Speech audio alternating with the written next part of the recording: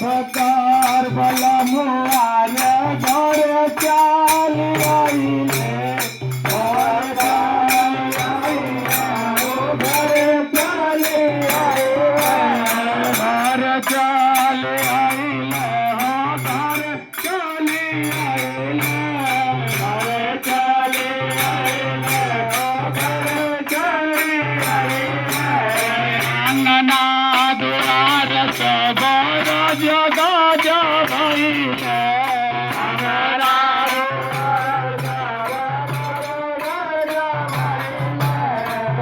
मतलब समझे नहीं ना।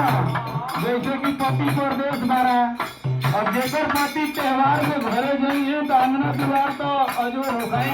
बरोबर